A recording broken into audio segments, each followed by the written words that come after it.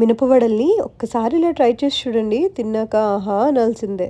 ముందు రోజు నైట్ మినపప్పునైతే ఇలా నానపెట్టుకోండి. సో నెక్స్ట్ డేకి చాలా పర్ఫెక్ట్గా వస్తాయి. మిక్సీలో మినపప్పును వేసుకొని కొంచెం కొంచెంగా వాటర్ పోసుకొని అయితే గ్రైండ్ చేసుకోండి. చూపిస్తుంది ఈ కన్సిస్టెన్సీలోకి అయితే రావాలి. సో వడలు బాగా వస్తాయి. ఈ పిండిలోకి కట్ చేసుకున్న 2 ఫైన్లీ చాప్డ్ ఆనియన్స్ అయితే వేసుకోండి.